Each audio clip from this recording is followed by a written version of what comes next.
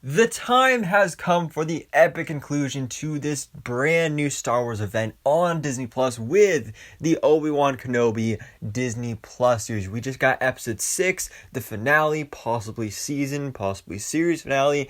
We don't know for sure because, on Disney Plus and everywhere they're marketing it as season finale, whereas much longer before they were saying, hey, it's a mini-series, no season 2, this is it. But I'm thinking it's likely we're probably going to be getting to season 2, especially seeing as how things actually end here with this season/episode. So, obviously I didn't do a video on the past 2 episodes from a mixture of just being tired and not honestly having the energy to do this. Obviously I've still been watching it. Also, a little bit of not really being a big fan of the show because overall, Obi-Wan Kenobi has been a pretty weak Star Wars show. I mean, definitely better than the Book of Boba Fett, but specifically episode 3 and 4 were just even a little bit of the beginning of episode 5, but for the most part, I loved episode 1 and 2, I loved most of episode 5, and episode 6 here was amazing. So, we're back to talk about this once again for the finale, and definitely it was a great finale. Great episode, really wrapped up things nicely, and so, of course, spoiler warning, if you haven't seen it yet, make sure to go check it out on Disney+. But for now, guys, let's go and jump into this and break down Obi-Wan Kenobi Episode 6 on Disney+. So, right away, I just want to get through the Reva stuff, because Reva has been a character that I haven't really been a big fan of this whole time. I did really enjoy her in last episode, episode 5, finding out that she was one of the younglings, and she was a survivor and everything, but at the same time, it really doesn't make any sense of, okay, then why would she work for Darth Vader? So, it makes even less sense in this episode when she's still trying to, serve her master and everything, when it's literally, you killed all your friends, but okay. So she goes to Tatooine, somehow was able to survive that lightsaber wound, and she goes after Luke Skywalker. And, of course, she comes to the realization of, oh, I'm a hero, I can't do this. I'd become just like Darth Vader, the murderer of my friends and my only family. So I can't do this, I can't kill Luke, and she ends up returning Luke to Owen and Beru, and she basically gets redeemed.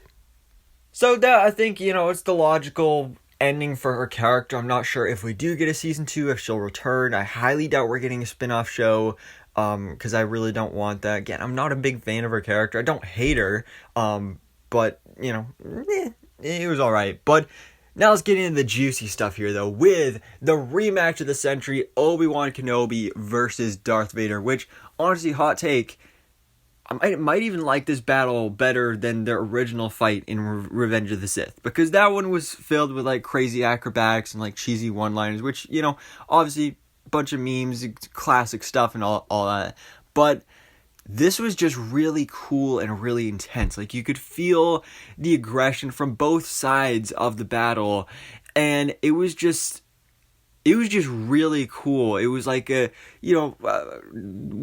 lightsabers are cool in the first place. It's like a sword fight, but with glow sticks, which is awesome.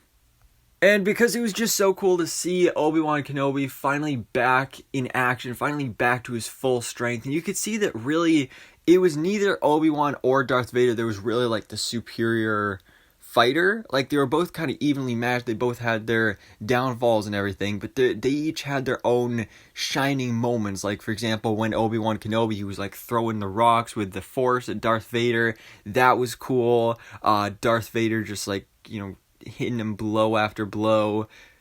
Kind of seeing the similarities between this fight and last episode when we saw the flashback with young Anakin and Obi-Wan in their training fight and all that. And seeing, of course, the end when Darth Vader's mask is sliced open and you get to see half of Anakin's face. And I just love that part, how you could hear it switching back and forth between the James Earl Jones Darth Vader voice and the Hayden Christensen Anakin voice. And that was a really cool play on this, because it's also kind of like a metaphor of the inner battle between Anakin and Darth Vader, and how you finally, at the end of this, he says that oh, Anakin, you did not kill Anakin, I did. So it's kind of in a way of Darth Vader killed Anakin Skywalker. And so in A New Hope, when Obi-Wan tells Luke that, of like, oh, Darth Vader killed your father, that's not just a cover story. That's literally what happened, kind of, basically. So I thought that was really cool, and especially how at the end, when Obi-Wan says goodbye to him, he doesn't say goodbye Anakin, he says goodbye Vader. So that was really a big moment for Obi-Wan, and of course after this we get the goodbye with Leia, which also wasn't the biggest fan of her inclusion either, but I grew to like her more as the series went on. So of course, cool seeing that they get their nice little goodbye, seeing that bond that grew throughout these episodes, and of course we're going to see them, kind of reunite in the form of, her sending the message to him in A New Hope, so that'll be really cool. And then of course, we get to see a little bit of a blossom of a friendship between Owen and Obi-Wan, and him finally saying like, hey, do you want to meet Luke? And of course we get Obi-Wan saying the hello there. Like, he said it, and that was just such a cool moment that I wasn't expecting him to do, but he did it. And I mean, we didn't even need to see the reaction of Luke. Like, just hearing Obi-Wan say that was so worth it. And then of course the best part of all, the ending where we have Obi-Wan, he's riding off into the sunset.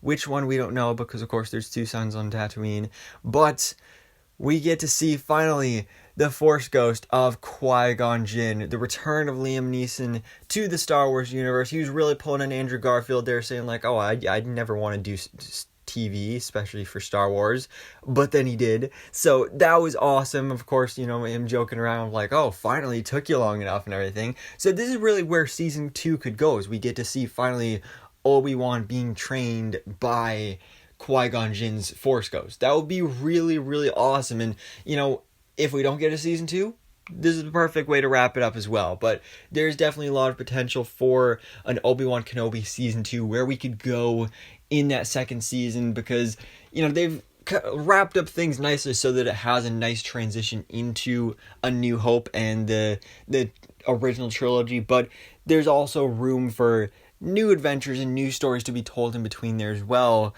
And Ewan McGregor's even said that, hey, I'd love to tell more stories as the character. But guys, that is it for me on Obi-Wan Kenobi, the Disney Plus series. Again, for the most part, it was a pretty weak show, but it definitely ended off strong and kind of stuck the landing. So that was nice. Of course, we'll be back in August for the Andor Disney Plus series. Really interested to see how that goes. I don't really have a huge amount of hype for that, but we'll see what happens. But for now, guys, let me know your thoughts in the comments below. What did you think about the Obi-Wan Kenobi Episode 6 finale? Do you think we're getting a season 2? Do you want a season 2? And what are you excited for in Andor?